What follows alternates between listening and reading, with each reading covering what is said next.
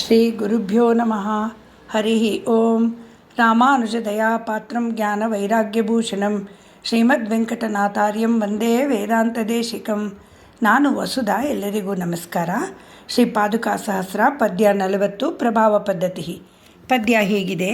ವಂದೇ ತನ್ಮಧು ಕೈಟ ಭಾರಿ ಪದಯೋರ್ಮಿತ್ರಂ ಪದತ್ರದ್ವಯಂ ಯತ್ತದ್ಭಕ್ತಿಭರಾನತೇನ ಶಿರಸಾ ಯತ್ರ ಕ್ವಚಿತ್ ಬಿಭ್ರತಿ ದ್ವಿತ್ರಬ್ರಹ್ಮ ವಿನಾಡಿಕಾವಧಿಪದ ವ್ಯತ್ಯಾಸ ಶಂಕಾಭರ ತ್ರಾಸೋತ್ಕಂಪದಶಾ ವಿಸಂಸ್ತುಲ ಧೃತಿ ತ್ರೈವಿಷ್ಟಿಪಾನಾಂಗಣಃ.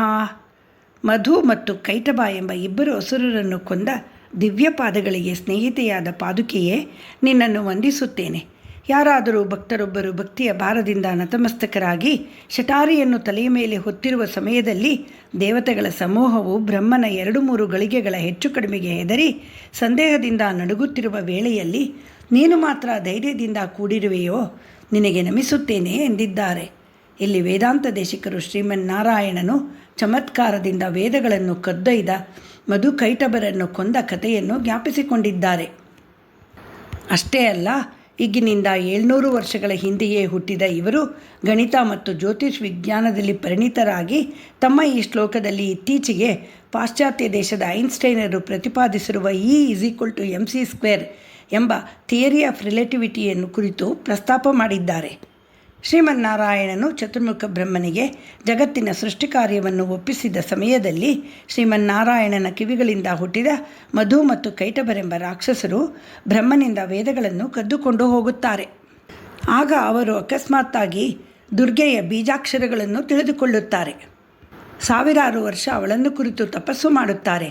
ದುರ್ಗೆ ಪ್ರಸನ್ನಳಾಗಿ ಅವರಿಗೆ ಏನು ವರ ಬೇಕು ಎಂದು ಕೇಳುತ್ತಾಳೆ.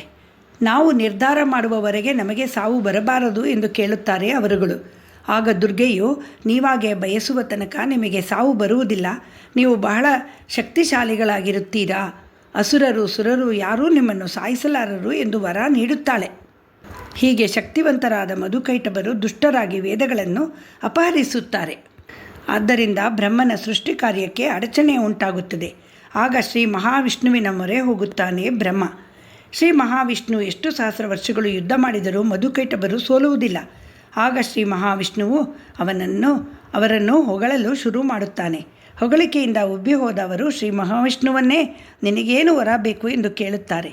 ಆಗ ಶ್ರೀ ಮಹಾವಿಷ್ಣುವು, ನೀವು ನನ್ನಿಂದ ಹತರಾಗಬೇಕು ಎಂದು ವರ ಕೇಳುತ್ತಾನೆ. ಅವರು ಇಂಥದ್ದೊಂದನ್ನು ಊಹಿಸದೆ ಶ್ರೀ ಮಹಾವಿಷ್ಣುವಿಗೆ ನಮ್ಮನ್ನು ವರ ಕೇಳು ಎಂದು ಹೇಳಿದರು. ಕಡೆಗೆ ಶ್ರೀ ಮಹಾವಿಷ್ಣುವು ಹಯಗ್ರೀವಿನ ರೂಪ ಧರಿಸಿ ಅವರನ್ನು ನೀರಿನಿಂದ ಮೇಲಕ್ಕೆತ್ತಿ ತೊಡೆಯ ಮೇಲಿಟ್ಟುಕೊಂಡು ವಧೆ ಮಾಡುತ್ತಾನೆ. ಹೀಗಾಗಿ ಈ ಕಥೆಯನ್ನು ನೆನೆಸಿಕೊಂಡು ವೇದಾಂತ ದೇಶಿಕರು, ಇಂತಹ ಚತುರ ಶ್ರೀಮನ್ನಾರಾಯಣನ ಪಾದಗಳ ಸ್ನೇಹಿತೆಯೇ, ನಿನಗೆ ನಮಸ್ಕಾರ ಎಂದಿದ್ದಾರೆ. ಮುಂದಿನ ಸಾಲುಗಳು ಸ್ವಲ್ಪ ಕ್ಲಿಷ್ಟವಾಗಿವೆ.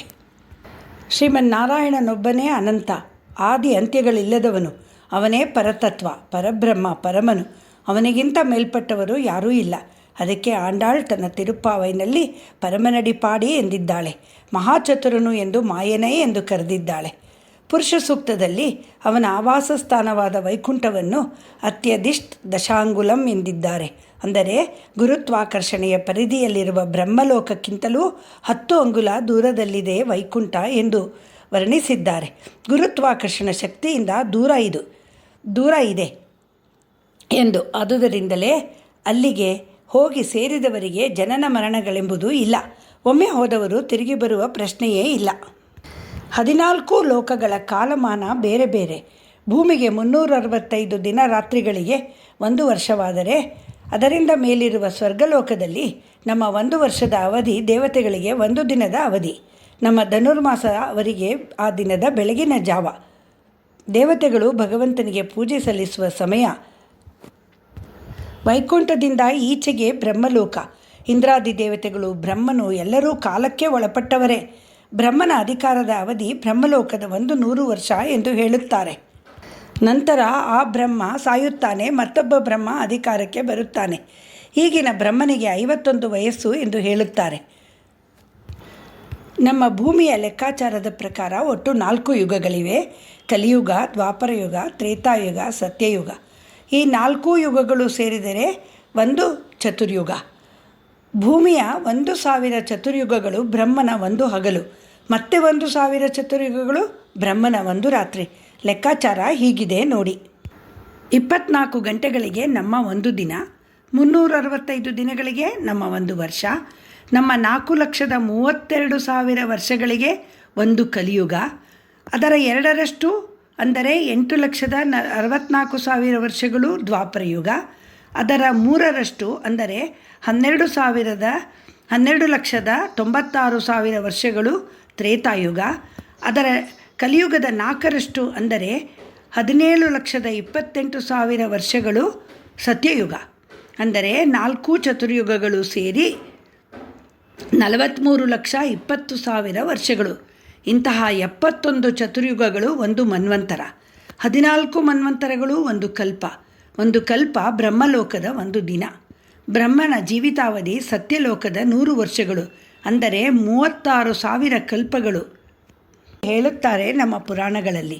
ಋಷಿ ಮುನಿಗಳಿಗೆ ಗಣಿತ ಮತ್ತು ಜ್ಯೋತಿರ್ವಿಜ್ಞಾನಗಳ ಬಗ್ಗೆ ಅಪಾರ ಮಾಹಿತಿ ಇತ್ತು. ಸಂಕಲ್ಪ ಹೇಳುತ್ತಾರಲ್ಲ, ಅದರಲ್ಲಿ ಹೇಳುತ್ತಾರೆ, ಶುಭೆ ಶೋಭನೆ ಮುಹೂರ್ತೆ ಆದ್ಯ ಬ್ರಹ್ಮಣಃ ದ್ವಿತೀಯ ಪರಾರ್ಧೆ ಶ್ವೇತವರಾಹ ಕಲ್ಪೆ ವೈವಸ್ವತ ಮನ್ವಂತರೆ ಕಲಿಯುಗೆ ಪ್ರಥಮ ಪಾದೆ ಜಂಬೂದ್ವೀಪೆ ಭರತವರ್ಷೆ ಭರತಖಂಡೆ ಇತ್ಯಾದಿ ಇತ್ಯಾದಿ. ಪ್ರತಿದಿನ ಪ್ರತಿ ಪೂಜಾ ಸಮಯದಲ್ಲಿ ಈ ಕಾಲಮಾನದ ವಿಷಯ ಸಂಕಲ್ಪದಲ್ಲಿ ಹೇಳುತ್ತಾ ಯುಗಾಂತರಗಳಿಂದ ಈ ಲೆಕ್ಕಾಚಾರ ನೆನಪಿನಲ್ಲಿ ಉಳಿಯುವಂತಿದೆ. ಆದ್ಯ ಬ್ರಹ್ಮಣ ಎಂದರೆ ಈಗಿನ ಬ್ರಹ್ಮ, ದ್ವಿತೀಯ ಪರಾರ್ಧ ಎಂದರೆ ಅವನಿಗೆ 50 ವರ್ಷಗಳ ಆಯಸ್ಸು ಮುಗಿದಿದೆ ಎಂದು. ಈ ಕಲ್ಪದ ಹೆಸರು ಶ್ವೇತವರಾಹ ಕಲ್ಪ, ಈ ಮನ್ವಂತರದ ಮನುವಿನ ಹೆಸರು ವೈವಸ್ವತ ಮನು, ಯುಗದ ಹೆಸರು ಕಲಿಯುಗ.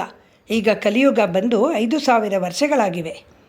ಬ್ರಹ್ಮನ ಸತ್ಯಲೋಕದಲ್ಲಿ ಸಮಯ ನಮ್ಮದಕ್ಕಿಂತ ತುಂಬ ದೀರ್ಘ, ಬಹಳ ಕಾಲ ತಪಸ್ಸು ಮಾಡಲು ಅನುಕೂಲವಾದ ಸ್ಥಳ.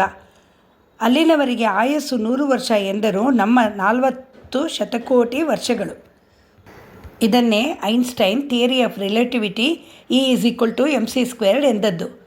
ಮಹಾಭಾರತದಲ್ಲಿ ರೇವತಿಯ ತಂದೆ ತನ್ನ ಮಗಳಿಗೆ ಸರಿಯಾದ ವರ ಸಿಕ್ಕದೆ ವಿಧಿ ಬರದ ಬ್ರಹ್ಮನನ್ನೇ ಕೇಳಿಬರಲು ಮಗಳನ್ನು ಕರೆದುಕೊಂಡು ಬ್ರಹ್ಮಲೋಕಕ್ಕೆ ಹೋಗುತ್ತಾನೆ. ಅಲ್ಲಿ ಬ್ರಹ್ಮನು ಶ್ರೀಕೃಷ್ಣನ ಅಣ್ಣ ಬಲರಾಮ ಇವಳ ಪತಿಯಾಗುತ್ತಾನೆ ಎಂದು ಹೇಳಿ ಕಳಿಸುತ್ತಾನೆ. ಆದರೆ ಹಿಂತಿರುಗಿ ಬರುವ ವೇಳೆಗೆ ಒಂದೇ ಒಂದು ನಿಮಿಷದಲ್ಲಿ ಇಲ್ಲಿ ಭೂಮಿಯ ಮೇಲೆ ಯುಗಗಳೇ ಕಳೆದು ಹೋಗಿರುತ್ತದೆ. ತಂದೆ ಮತ್ತು ಮಗಳು ಈ ಬದಲಾವಣೆಗೆ ದಿಗ್ಭ್ರಾಂತರಾಗುತ್ತಾರೆ. ನಂತರ ಶ್ರೀಕೃಷ್ಣನ ಅಣ್ಣ ಬಲರಾಮನು ಅವಳನ್ನು ಮದುವೆಯಾಗುತ್ತಾನೆ ಎಂಬ ಕಥೆ ಇದೆ. ಇದೂ ಸಹ ಥಿಯರಿ ಆಫ್ ರಿಲೇಟಿವಿಟಿಗೆ ಸಂಬಂಧಪಟ್ಟ ಕಥೆಯೇ. ಅಮ್ಮ ಪಾದುಕಾದೇವಿ, ದೇವಾದಿ ದೇವತೆಗಳು ಬ್ರಹ್ಮಲೋಕದ 2-3 ನಿಮಿಷಗಳ ವ್ಯತ್ಯಾಸದಲ್ಲಿ ಸಂದೇಹದಿಂದ ಭಯಭೀತರಾದರೂ ನೀನು ಮಾತ್ರ ಭಗವಂತನನ್ನು ಎಡೆಬಿಡದೆ ವೈಕುಂಠ ಭೂಲೋಕಗಳಲ್ಲಿ ತಿರುಗುತ್ತಾ ನಿಶ್ಚಿಂತೆಯಿಂದ ಧೈರ್ಯದಿಂದ ಇರುವೆ ಎಂದಿದ್ದಾರೆ.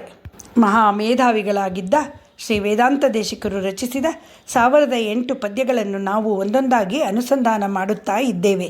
ಶ್ರೀ ರಂಗಮಣಿ ಪಾದುಕಾಭ್ಯಾಂ ನಮಃ. ಶ್ರೀ ನಿಗಮಾಂತ ಮಹಾದೇಶಿಕಾಯ ನಮಃ.